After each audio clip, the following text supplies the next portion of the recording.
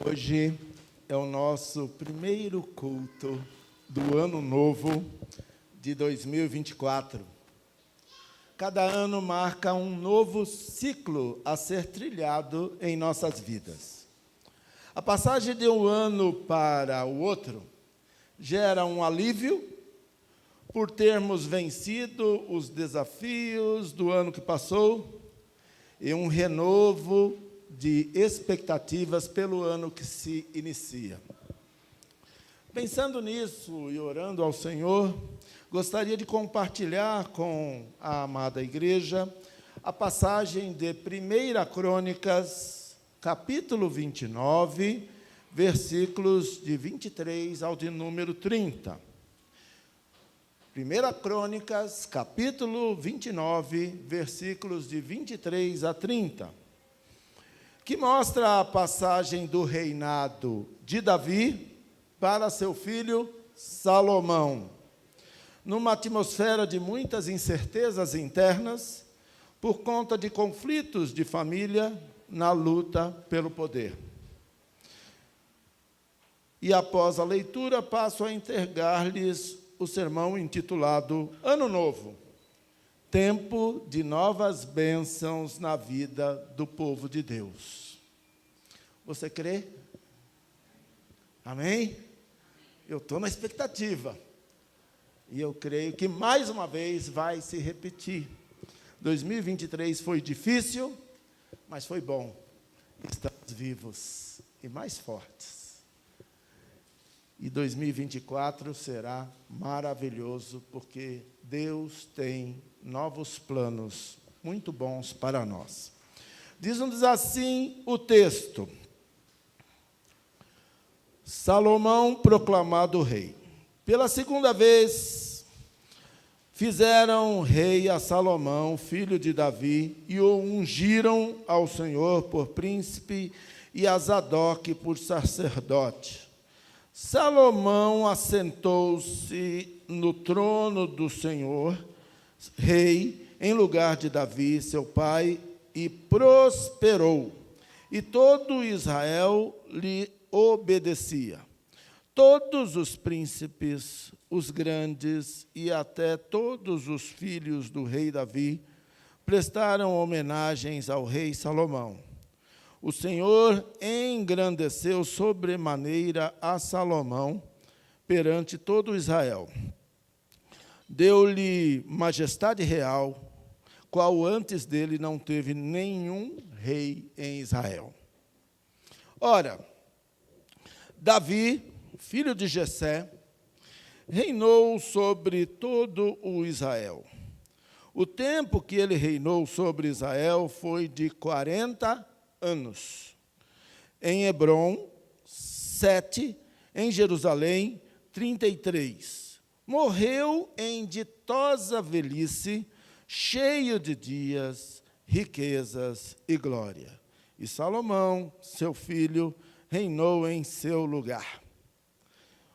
Os atos, pois, do rei Davi, tanto os primeiros como os últimos, eis que estão escritos nas crônicas, registrados por Samuel, o vidente, nas crônicas do profeta Natã e nas crônicas de Gade, o vidente, juntamente com o que se passou no seu reinado e a respeito do seu poder e todos os acontecimentos que se deram com ele, com Israel e com todos os reinos daquelas terras.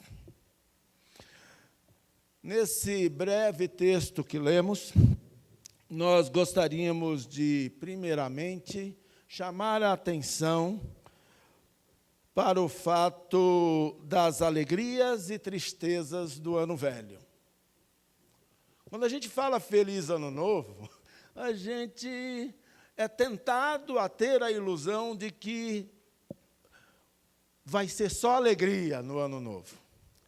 Mas a felicidade que Deus tem para nós, ela é cercada de alegrias e de tristezas, Porque até as tristezas são bênção na nossa vida para nos fazer amadurecer, para nos fazer louvar a Deus em toda e qualquer situação, para nos fazer amadurecer como gente, como seres humanos, para a glória de Deus.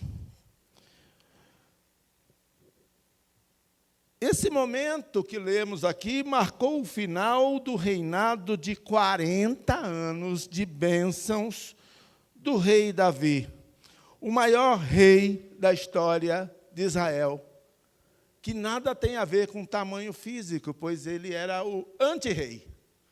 Ele teria sido dispensado no serviço militar. Ele devia ter menos que 1,60 m. Nem tudo parece o que é. Davi foi o maior rei da história de Israel.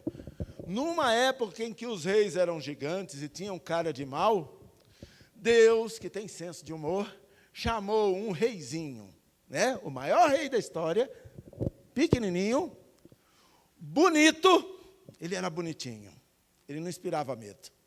Ele era ruivinho, ou seja, ele era fofo, mas tinha uma agilidade que Deus deu para ele. Ele era uma piada. O Golias, que marcou o início da sua glória, olhou para ele, começou a rir. Não tem um homem aí no meio de vocês mandaram esse pivete?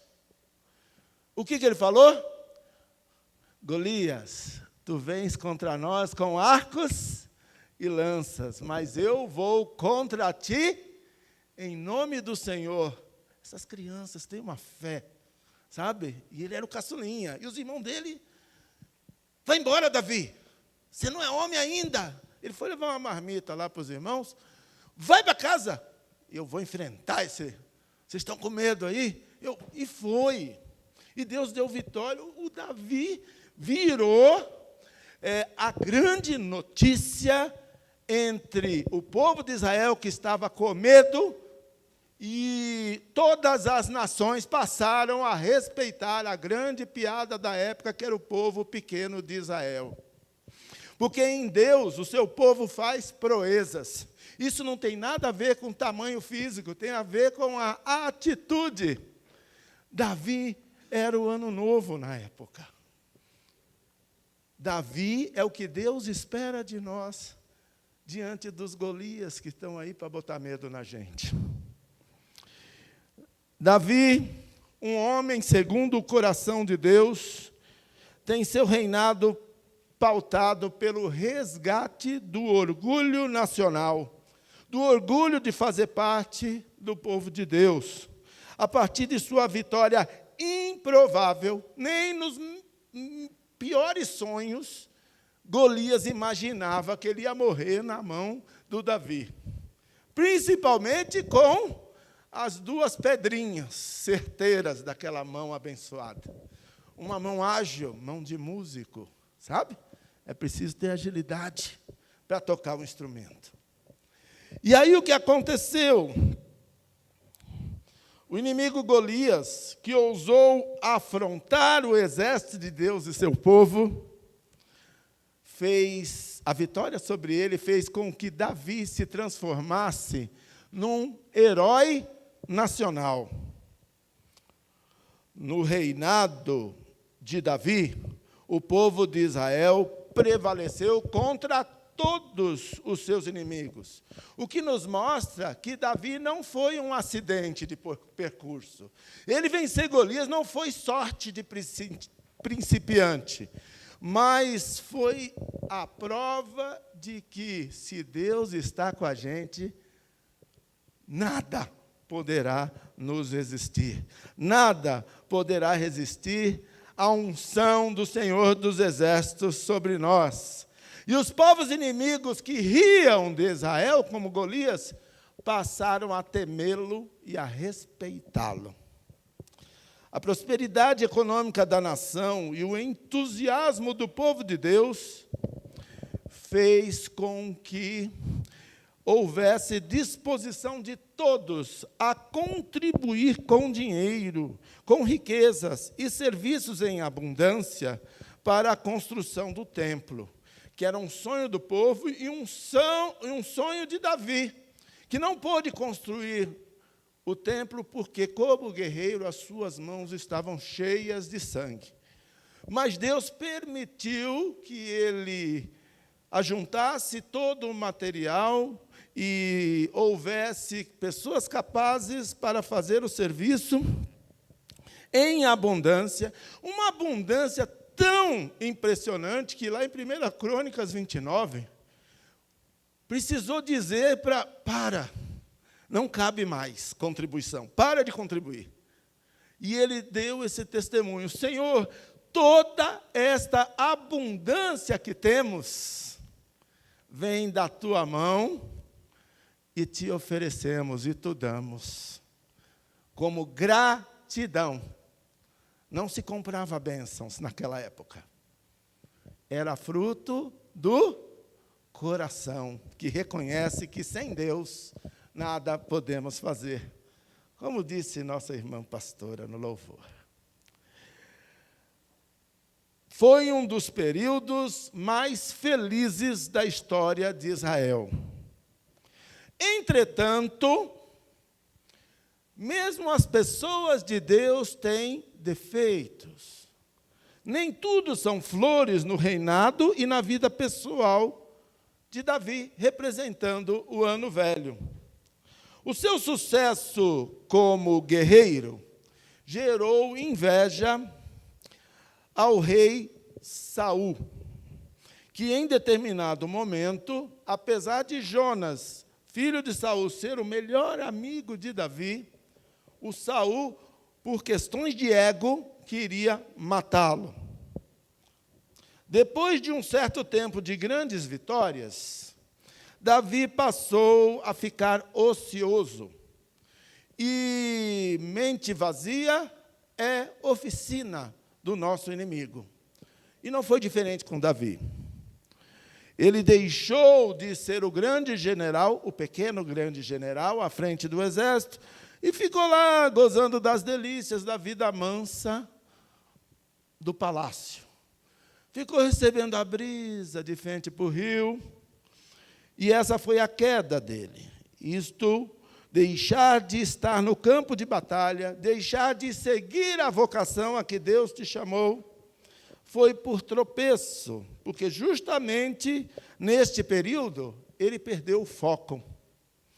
Provavelmente porque o sucesso lhe subiu à cabeça, e a soberba precede a queda. E ele teve a sua biografia manchada pelo adultério com Batseba, uma bela mulher que tomava banho no rio e foi violentada por ele. Essa que é a verdade, porque o rei poderia ter a mulher que quisesse. E Batseba era casada, e para ocultar, para empurrar a sujeira para debaixo do tapete, ele cometeu o crime hediondo da morte intencional do marido dela, o rei Urias, um soldado fiel do seu exército. Depois da denúncia do profeta Natã e do arrependimento de Davi, Deus o perdoou, exercendo misericórdia. Mas o rei, a partir desta queda, ele passou a amargar uma série de sofrimentos até a sua morte, que marcou o fim do ano velho. Porque em 40 anos, Davi envelheceu e já estava chegando a época da sua morte. O bebê da relação com Batseba morreu, e ele amava aquele filho. Isso gerou muita dor. Conflitos familiares geraram a morte de seu filho Absalão. Curiosamente, Absalão vem da raiz Absalom, filho da paz. Ele só queria matar o pai. Ele reuniu um exército para lutar contra seu pai e usurpar o trono. E acabou assassinado por um soldado de Davi, e esse Davi ficou desolado com essa notícia. A transição de reinado de Davi para Salomão se deu numa atmosfera de muita tensão, porque nem sempre as transições são fáceis. O filho de Davi, muito querido pelo povo, diz-nos a Bíblia que ele era alto, bonitão, ele era uma obra de arte, o Adonias. Ele se autoproclamou rei e tentava matar seu irmão Salomão, que acabou sendo proclamado rei, por intervenção de Batseba, que chegou lá no Davi. E aí, Davi? Tua palavra ainda vale alguma coisa? O Adonias já se autoproclamou rei, e você prometeu para mim que seria Salomão o rei. E Davi, impactado pelo clamor de Batseba, que o chamou à responsabilidade, ele cumpriu a promessa, mas isso gerou uma confusão terrível. Eu estou falando povo de Deus, ok? No qual o filho Adonias acabou morrendo mais tarde, porque mesmo depois de Salomão ser proclamado rei, ele queria matá-lo e não teve jeito. Salomão deu a ordem, mata o Adonias. Isso é um problema em família, um irmão matar o outro. E a Bíblia não esconde essas tristezas do ano velho. Foi um ano velho abençoado, mas conturbado por causa de algumas más escolhas de Davi, o maior rei da história de Israel. Aprendemos com Davi que no ano velho somos homens e mulheres segundo o coração de Deus, quando obedecemos à vontade de Deus, quando somos íntegros no cumprimento da lei de Deus.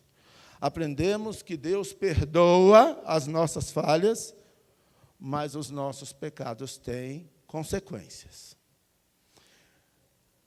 E aí a gente parte para os desafios, para as alegrias e tristezas, depois de toda essa história, do Ano Novo, com Salomão, o novo rei, que representa tudo de novo.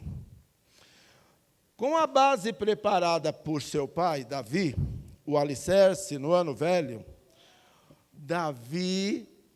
Salomão experimentou ser instrumento nas mãos de Deus para realizar um antigo sonho do povo de Israel, um antigo sonho de seu pai, que foi glorificar a Deus com a construção do templo. Até hoje se lembra do templo do rei Salomão.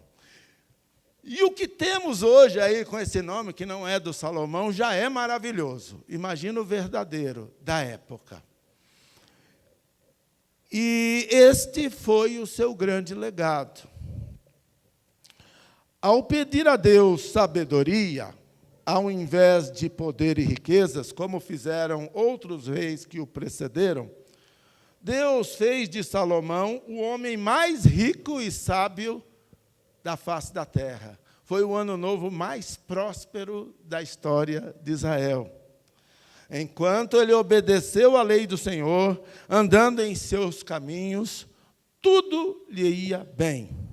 Porém, com o passar do tempo, o poder o cegou.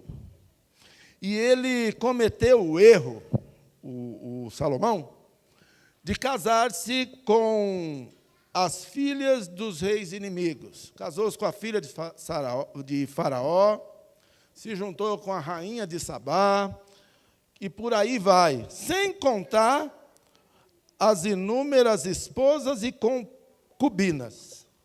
Ele se perdeu na fraqueza familiar, dos excessos com várias mulheres e prazeres proporcionados pelo dinheiro e pelo poder. Como seu pai, Salomão perdeu o foco, e a consequência foi a perda da paz com os povos inimigos vizinhos. E, após o reinado de Salomão, o reino se dividiu. Que tristeza! Aprendemos com Salomão, que representa o Ano Novo, que a misericórdia de Deus se estende de geração a geração, mas vigiar é preciso. O homem mais sábio e mais rico da face da terra perdeu o foco e acabou fazendo o seu povo sofrer os juízos do pecado de sua liderança. E, ao final desta pregação, vemos que a bênção de Deus se sobrepõe ao juízo. Deus age apesar de nós. A despeito das virtudes e erros de Davi, representando o ano velho, e Salomão, representando o ano novo, ambos representam anos marcantes de bênçãos na história do seu povo. E eles, os dois, tanto um quanto o outro, reinaram por um período de 40 anos, que é uma geração.